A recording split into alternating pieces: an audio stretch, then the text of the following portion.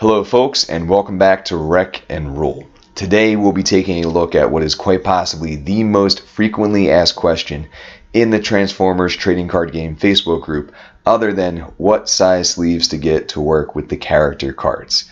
So today we will be taking a look at what you should probably consider putting into a Dinobot deck. I'm going to run through with you guys what I'm currently using. If you've been watching some of our most recent videos, and a few more that we'll be posting this week, this is what I'm including in my deck.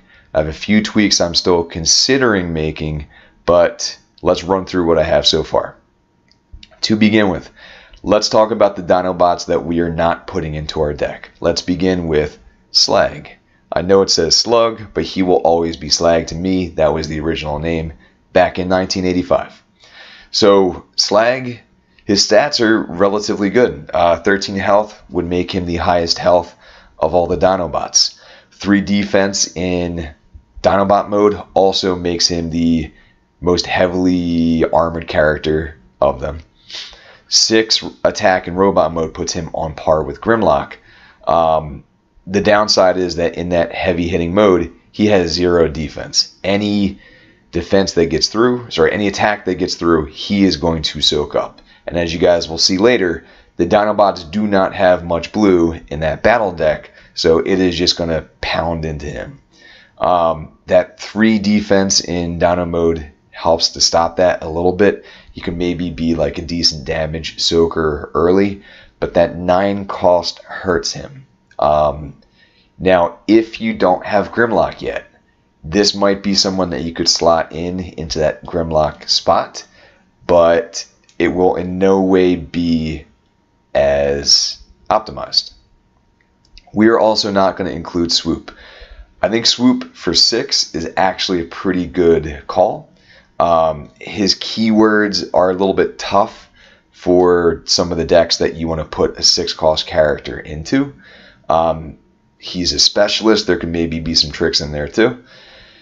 5 attack in robot mode is pretty good. However, like Slag, he's got that 0 defense. He is just soaking up damage there. His Dinobot ability is pretty strong. When you flip into it, you can move a damage from him to an enemy, which, you could ping somebody for that 1 damage to kill them or set up, a big attack later. But for what we're looking at, these 2 characters are not the optimal choices.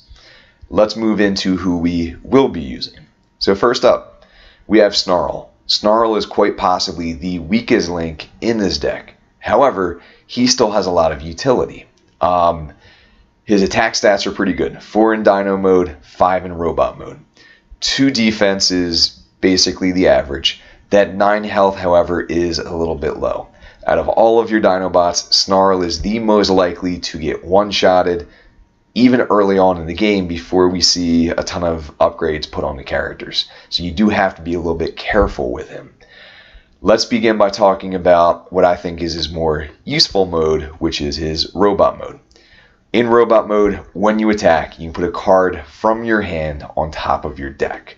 If you have a card like Improvised Shield, which you don't really want to play onto a character, but you do have in your deck for that double orange pip, you can put that on top of your deck so that when you attack, that is the first card you see. So you're sitting at Snarl then at an automatic 7 in robot mode, which is pretty powerful. His Dino mode is not quite as good. However, there's still some utility there. So when you don't have any cards in hand, which for a Dinobot deck is very possible, Dino Chomp is a card that you want to see, and one of the first thing you have to do with Dino Chomp is you have to scrap every card that you have in hand. So you could play Dino Chomp, you could flip Snarl from robot mode into Dinobot mode, you could draw the 2 more cards in there, and then maybe play an upgrade onto somebody, or have a card that you could use in the next turn when you go. Snarl usually, if I am first player or even if I am second player, is usually who I will be attacking with first. I will usually attack if I'm first player with him in Dino mode because my flip as first player and probably a second player is to put Sludge into robot mode. This way I can flip him back into Dinobot mode to take some damage, which we're going to talk about right now, in fact. Sludge is the MVP of the Dinobot deck. He doesn't really shine a ton on his own, but what he does do is keep your other Dinobots alive. For attack, he is the exact same as Snarl. 4 in Dino mode, 5 in robot mode. 12 health is a lot better than Snarl's 9. Only 1 defense in Dino mode, 2 defense in robot mode is average. Let's begin by talking about his robot mode. Actually, before we do that though, let's talk about how in both modes he is a specialist. There could maybe be some specialist cards that you throw into your deck. You do have to keep in mind that he is not a melee character. If you watch some of my earlier videos that I play with Joe using my Dinobot deck, I accidentally put a Power Sword onto Sludge, which kind of invalidated that game because Power Sword is melee only. We'll talk about that later. Robot mode. When one of your Dinobots attacks, you repair a damage from it. Notice how it does not say one of your other Dinobots. So that does include Sludge, which is pretty helpful. Sludge is a character that will be taking damage. Either A, your opponent will want to focus Sludge down to get him off the board as soon as possible, or B, Sludge is using his Dino mode to pull damage away from your other characters. Do note that that is a constant effect. It is not when you flip into robot mode, it is always active. So that's great. And like I said, do remember that that includes Sludge himself. His Dinobot mode, however, is where it's at. So when you flip into this mode, you can pull damage counters from your other Dinobots onto Sludge. You can use this to keep Snarl in the game for one more turn. You can use this to keep Grimlock on the board as long as possible, which is probably your goal anyway. It is incredibly helpful. It is also worth noting that you can pull as many damage counters as you want onto Sludge. Even if Sludge is at 11 damage already onto him, if Grimlock is at 11 damage as well, if Snarl is at 8 damage, is 1 away from dying, Sludge can pull all of that onto him. It'll overkill Sludge. It'll instantly take him off the board, but it'll put your other Dinobots back to full health again, which is fantastic. The other kind of like god play that you can pull off is to have Sludge be KO'd, use I Still Function to bring him back to life for a turn, flip him into Dinobot mode, and then even though he is already dead, pull those damage counters from the other Dinobots onto him, and then like put them back to full health again. It's fantastic. It won't happen all the time, but when it does happen, is a huge game changer. From here, let's talk about the big man himself, Grimlock. So there is a reason why Grimlock is the most sought after rare. There is a reason why Grimlock is going for just as much, if not more, than the super rares. It is because he is incredible. Do note that he is a Dinobot, he is melee, he is also a leader. There are a few cards that we can use to trigger off of that. Let's talk about his robot mode. Robot mode, he is a heavy hitter. He is 6 damage off the bat. 12 health puts him on par with Sludge. 2 defense in both modes is average for other characters, so pretty decent. His robot mode, let's talk about it. Here's his ability. This is always active while he's a robot. Is when you do more than enough damage to take an enemy off the board, the opponent takes the extra damage that would have been there and they have to put it onto one of their characters.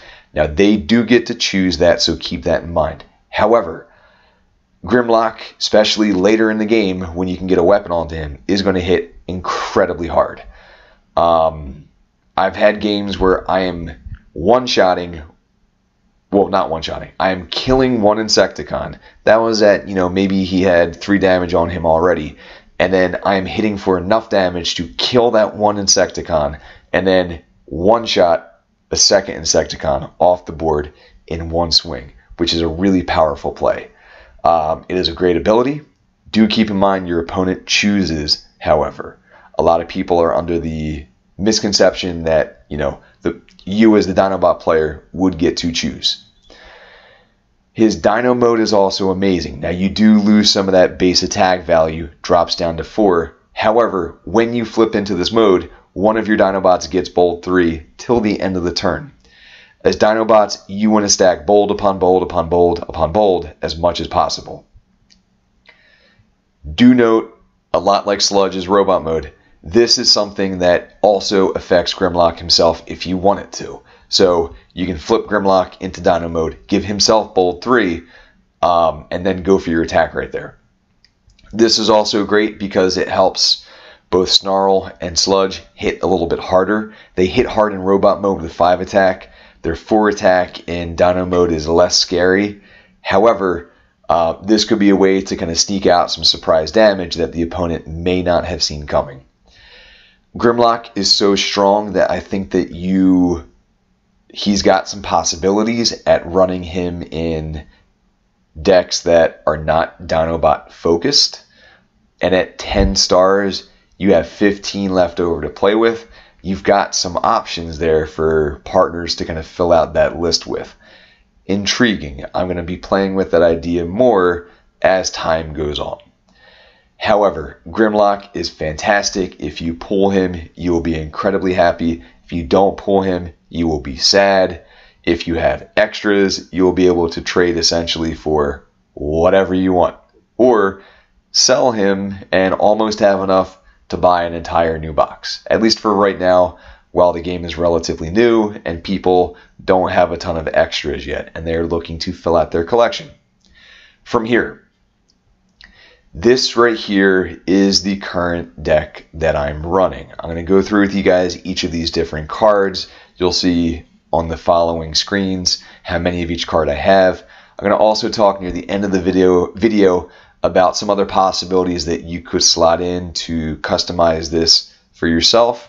Or, if you have some limited, maybe you don't have 3 of some of the rare cards out there, what you could do instead. Before I continue, I have to throw some love to Scott. So Scott is local to our area. He has a website called vectorsigma.info, which I will link to in the description section. Scott is really good at running the numbers behind, what he's saying in these articles. He's got spreadsheets. He's running through 250 different models of how something could go. He's got the analytics to back up what he is saying. I am a player who is much more focused on intuition or how something feels or the experience of actually doing it and then working off that experience and then changing it. I was an English major back in college. Scott, however, has the data. He's got the numbers to back up what he is saying. Scott helped me early on as I was playing through with my dinos to kind of tweak it a little bit, change my way of thinking about how strong bold can be. I highly recommend his website. I highly recommend that you read his Dinobot article if you are looking to build a Dinobot deck. Now, Scott has given a disclaimer that he wrote this before all of the cards were fully revealed. And if he had seen those cards, he would tweak a few things in there. He is going to be posting at some point kind of like a follow-up or an update to this article. But in the meantime, it is still incredibly helpful. And this is kind of like the base of what I'm going to be doing here. Let's go through now with the different cards. The first 2 cards I talk about are only in this deck for their double orange pips. Peace through Tyranny. I am never ever using this ability in a Dinobot deck. I don't want to KO my characters of my own choice. I want to keep them on the board as long as possible. So if I pull this into my hand, I am not happy. If it is in my hand, I could use Snarl in robot mode to put it on top of my deck. So when I attack, I know it's the first thing that's going to flip out. I'll add the 2 orange to it. There's another card, I'll talk about it in a little bit, that you can use to also either put this on top of your hand, or in some cases, if you have to scrap cards, you are happy to scrap this, get it out of your hand, and then hopefully flip into it later after you shuffle. I am also running 3 of Improvised Shield. This is another card that's only in there for the double orange. I am never putting this onto one of my Dinobots. Tough One is a great ability. However, I do not have a lot of blue in my deck, so it's not going to really be helpful. So this is one where if I have it in hand, I would like to use Snarl to put it on top of my deck, or I want to flat out just get rid of it. Put it into my scrap, shuffle later, put it out. This card here can help if you have one of the other two cards we just talked about in your hand. Incoming Transmission is very likely to be a 3 of in every single deck. First of all, the first benefit for our deck that we're looking at here is it allows you to draw more cards. This is a deck that doesn't have a ton of ability to draw, but there are cards that you definitely want to see, and if you don't have them, you are sad. This helps you with that. It also helps you to stack your attack deck when you're attacking with your Dinobots. If you have either Peace Through Tyranny or if you have Improvised Shield, which we just talked about, this is a great way to put that card on top of your deck. So when you attack, you know you have that guaranteed double orange about to pop out. On top of that, it is also a single orange card. If you see it while attacking, you're also pretty happy. These two cards here are also probably auto-includes in every deck that you run. Grenade Launcher, fantastic. It gives you that +4 attack, an amazing swing for damage. On top of that, it has that orange pip. There are very few decks that will not run this. You probably want to have it in there. Force Field is another fantastic card. It doesn't give you orange, it does give you white. So if you see it while attacking, you are happy. You get to flip out 2 more cards. It's kind of like a little mini Bold 2. It is also great because it helps you to keep your Dinobots alive. The idea behind the card is if you take 5 or more damage and you have this card on a character, you scrap this card. Rather than taking 5 damage, rather than taking 10 damage, rather than taking 20 damage, you only take 4. It is incredibly helpful. If you see it on your opponent's side, it is incredibly annoying. Force Field is great. You want to have 3 of it in your Dinobot deck. Next up, I'm going to take a look at the Dinobot specific cards. Jaws of Steel is a utility. There aren't necessarily a ton of utility cards that are great for the Dinobots. So this is, you see it, you definitely want to play it. It does only go on Dinobots, gives you Bold 2, has an orange pip. These are all things that you want in a Dinobot deck. You don't have to think about it. If you have 3, you shove them into this deck, no questions asked. If you get it in your hand, you put it onto, it's great on any of your characters. It is fantastic on Grimlock. Dino Chomp is one of the very few sources of blue that we have in this deck. It does force you, the very first thing you have to do is you have to scrap your hand. So if you have any upgrades that you want to play the upgrade before you play Dino Chomp. However, it gives one of your Dinobots Bold 5. Think about this for a second. Bold 5 from this. Bold 2 from a Flamethrower. You're up to 7. Let's say that you have, Grimlock just flipped into Dinobot mode. You're up to Bold 10 right there off the bat. Fantastic. So you want to have 3 Dino Chomps. It is a rare, could maybe be a little bit hard to find. You want to trade or buy it, you need 3 of them. The next 2 cards to take a look at. This card here is incredibly helpful for both its pips. You get 1 orange, 1 blue. So whether you see it while you are attacking or defending, you are happy to see this card flip out there. However, this is also great for its ability. So if you take a look here, each of your characters go from robot mode into alt mode.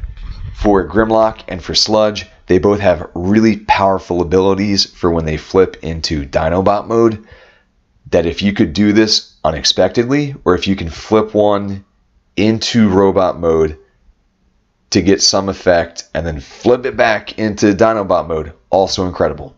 Sludge can allow you to unexpectedly pull damage off of a Dinobot that is about to die.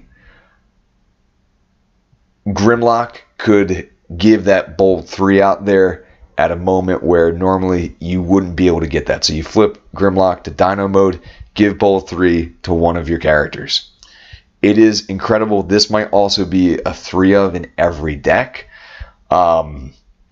Do note though that you go from robot mode to Dino mode. It does not work the other way here, so you have to watch out for that.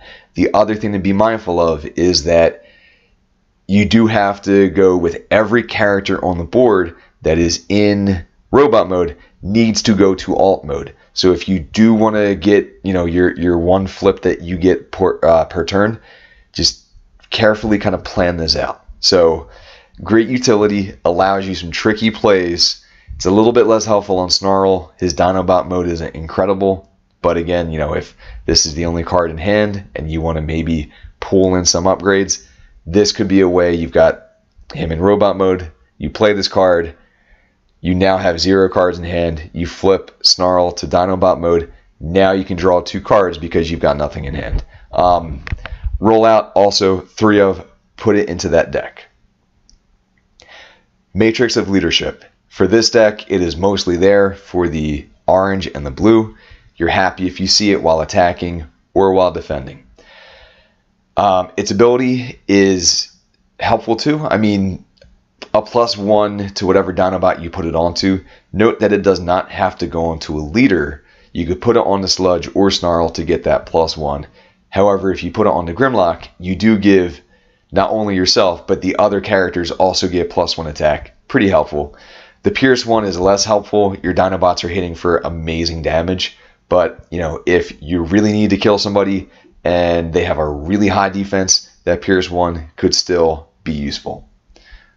I'll be honest with you guys, I've not done a ton of deck building or playing on my end with Decepticons, but this might even be something that I put 3 of for a Decepticon deck, just to have that guaranteed, whether you see it while attacking or defending, you've got a color that you want to see. Flamethrower. Flamethrower, fantastic weapon in a Dinobot deck. First of all, it has that orange pip. We're happy to see that. It gives you bold too, which again, Dinobots, you want to stack bold upon bold upon bold as much as possible. This is a card where, I want to say early on I had it in my Dinobot deck. However, Scott messaged me because I was running Power Sword as well. And my priority was to get that Power Sword onto my Dinobots to get that, that 1 extra bold 3, better than bold 2. However, as you guys will see later, Power Sword only has a blue pip, which makes it a lot less helpful. You do not want to see that card while you yourself are attacking. You don't want to see blue pips pop out there. Scott, I was initially skeptical. I was not on board. However, after playing a couple of games, well, more than a couple, after playing a bunch of games and having some practice, without a doubt, Flamethrower, far superior to Power Sword. Definitely go with this one. Auto-include in a Dinobot deck, auto-include in any deck that definitely wants to have a ton of bold going on. Energon Axe is, I believe this is the last weapon that's in this deck. One of the very few sources of blue, right? So you're happy to see it on those few occasions where you defend and it pops out there. It gives you +3 attack, which is great. Gives you Pierce 2. Dinobots are usually hitting for a ton of damage, but every now and then you're attacking a high defense character, and maybe you flip out some blue, or maybe you flip out a blank for pips. The Pierce 2 can help you finish off a character that's about to be, they're a few points away from being dead. You just can't push it through. Gives you that guaranteed damage. The +3 though is where it's at. Like to make Grimlock +9, or sorry, to make Grimlock 9 attack off the bat, fantastic. To make push Sludge or Snarl in Dinobot mode from 4 to 7 base to begin with, also amazing. On top of that, it is very likely that your Dinobots will all have some damage on them at some point. Sludge is pulling damage away. He will have damage. Snarl is going to probably be the first character that you attack with. He is going to have damage on him. Late game, this is incredible on Grimlock. This is a card that you want to have 3 of. It is a rare. I think this is going to be great for a lot of different decks. You want Energon Axe. Do note though, however, again, be careful. It only goes on damaged characters. So if you're about to use Sludge to pull some damage away, make sure you put this onto, if Grimlock has 3 damage and you want to like make sure that Grimlock is definitely safe, you play this onto Grimlock while he's damaged, let Sludge then pull that damage away. This way you're good to go. This is a card. This is a late edition. I was playing with Supercharge. We'll talk about that later, just to give even more bold. But I'm liking the idea of Treasure Hunt. I'm liking it in the games I've used it in so far. So take a look at the text here. It is an action. You scrap the top 4 cards of your deck. Any upgrades that you scrap, you get to pull into your hand. What I like about this is that frequently, there's going to be a certain type of card that you want to see. You want to see a force field. You want to see some type of weapon. You want to see Jaws of Steel, but you don't currently have it. And Dinobots, they don't have a ton of different ways to draw. Treasure Hunt allows you to pull the cards into your hand. It is likely that you'll flip equipment. We have a pretty decent amount of equipment in this deck. I'm liking it. And you also can see up top, it has that orange pip. There are some people who I've been talking to about this. They're a little bit iffy about it. I'm liking it so far based on the feeling. I haven't run any numbers. I am not going to run numbers. I'll see what Scott comes up with. But so far, I'm liking the feeling behind this card. I'm liking the fact that I can hopefully pull in a force field. I can hopefully pull in a flamethrower. I can pull in an Energon Axe or something like that. Digging this card so far. Now, these next 2 cards, this one and the next one, they have 0 pips, which for a Dinobot deck is not great. You really want to see orange. Every now and then blue is great. When you flip these out while you're attacking or defending, you are sad because A, it doesn't help you, and then B, you want these cards in your hand. I still function. The idea is that it's going to bring back one of your KO'd characters. They have to be 12 stars or less. Back to the battlefield. You repair 1 damage. So like they're hanging on by a thread. At the end of the turn, they're KO'd. They go away. You cannot heal them. You can't keep them on the board. They're gone. They're out of here. However, all of your Dinobots are heavy hitters. If you lose any of them, to bring them back onto the board to let them attack again is incredible. We talked earlier about the play with Sludge. You bring him back, you pull damage off of your remaining Dinobots, you let Sludge die again. Incredible play. Grimlock, you dangle him out there too early or unexpectedly, they push through a ton of damage. Grimlock is dead. Bring him back. Grimlock is always going to get hit hard no matter what. Fantastic play. Even Snarl, bring him back to kind of disrupt the tempo. It's also great because it's weird how it changes kind of the flow of the game back and forth, right? So unexpectedly you have another character that can attack. If they thought you were going to have to attack with Grimlock, Sludge is activated, Grimlock's going to be next. You bring Snarl back from the dead, you let him attack. There's some interesting plays that you can do with this, also based upon that. I believe in talking to Scott, and I'm sure that when he updates his article, he'll talk more about this, that he would replace Ready for Action in his original build with this. It's incredibly strong. This is great. Okay. Next card is Ready for Action. You've had this in your starter. You've seen this before. It allows you to untap one of your characters that has 10 stars or fewer. Those are any of your Dinobots have 10 stars or fewer. This is great early on. If you see this early on, attack first with Grimlock. Let him hit somebody really, really hard. Your opponent is happy to see that. They're thinking, oh, great, I can focus down Grimlock. Maybe I can kill him before that, second complete round of gameplay begins. And then your next turn, you untap Grimlock so that he is no longer a target. Then you dangle Snarl out there. This way you've got your damage very kind of evenly spaced out. None of your Dinobots has taken a ton of damage in that first complete round of gameplay. This also, I think, is a game changer. It also changes up that flow of gameplay back and forth a little bit, which can be incredibly powerful.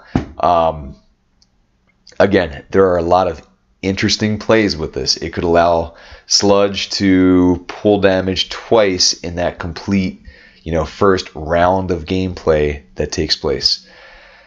Now, I do have, between this one and I Still Function, there are 4 cards that have blanks. Out of a 40-card deck, you will see them while you attack or while you defend, and you will be sad when you see them. However, I have found that the effects of using them when you have them in your hand are really, really strong. So at the moment, I am planning on doing 2 and 2 of each. Now, I may eventually tweak those numbers a little bit. Maybe I'll do 3 of one and 1 of the other, or maybe, as a few people, Scott included, have suggested, maybe I just drop Ready for Action. But we'll have to see how things play out as I play more. From here, I want to talk about other cards that are possibilities that you could slot in if you want to. So first up is Supercharge. Supercharge, you have, this also feels like it should be an auto-include in a Dinobot deck, right? You've got that orange pip. It gives you Bowl 3. These are things that you want for Dinobots, and you are happy to have it in hand. However, while I was playtesting with it, I found that a lot of times I had both Supercharge and I had Dino Chomp in hand. A lot of times, I mean, not a lot of times, every time, that Bold 5 is stronger than Bold 3, so I found that Supercharge often was kind of just a dead card in my hand, unless I have Snarl and, I put it on top of my deck for when I attack, and it's the first card I see. So I think that this is a solid choice. There's nothing wrong with it. At the moment, however, it is not in my deck. It could maybe find its way back into my deck. Maybe I take out 1 or 2 copies of Treasure Hunt. I put this in instead. So it's definitely a viable choice. And if you don't have some of the rare cards that we talked about before, this is very easy, like throw this in there instead. Next up, Leap into Battle. Leap into Battle, that automatic +3 attack, also fantastic. However, you've got that blue pip, so you sort of don't want to see it a lot because a lot of what you're doing will be attacking. You're cycling through that deck. You have a ton of bold. So again, if you don't have some of the other cards that we mentioned earlier, it could be a solid switch to add in there, but it's probably not optimal. Next up, Ramming Speed. This might be one, if I'm looking at Treasure Hunt or Ready for Action, this might be one that I take some of those out, put this in there instead. It does have that orange pip. I want to see orange. The other benefit too is that you can scrap an enemy upgrade. So it could be that, they've got Databank and they're pulling extra cards and you don't want that.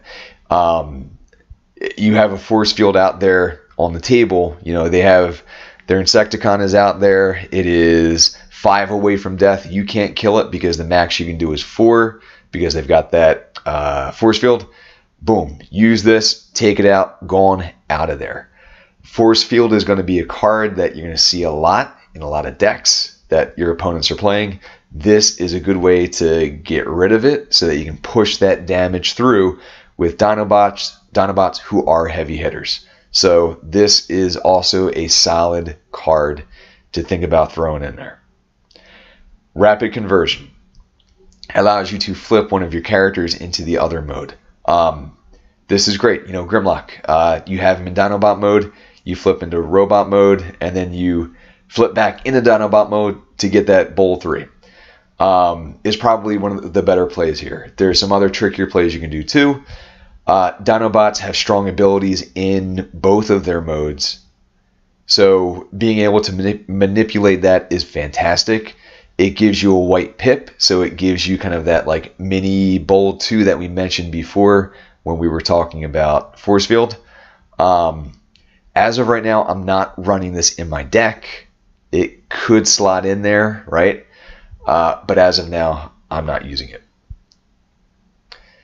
Zap is a maybe. I mean, it's got an orange pip, which is great. It can unexpectedly push 1 damage out there. So you've got those turns where, you know, your opponent has a couple of characters. You have one of those characters that they have is 1 away from death. You know that they're going to activate that character last so that you can't get to it. This could allow you to, boom, ping that character. They're gone. They're out of here dead. However, the ability itself, it's not necessarily amazing.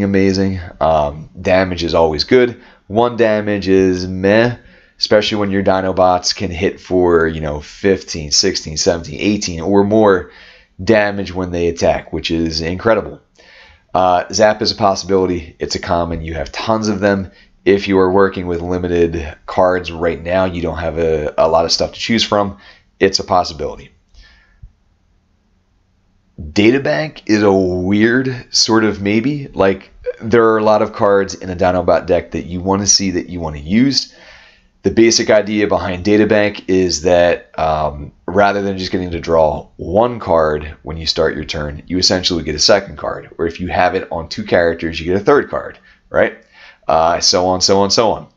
It's a utility. For Dinobots, really the only utility that you want to see out there is Jaws of Steel. You don't have a ton of competition for other utility cards, so this is a maybe. And then if you get Jaws of Steel later, you replace Databank with that Jaws of Steel. It's got a white pip, so you've got that kind of like mini Bold 2 going on. However, you got to be careful about those white pips. You don't want to see, like, you are sad if you see more than 1 white pip flip out there while you are attacking, because after that first one, it does no good for you. Databank is a maybe. There are other decks that is an auto include in.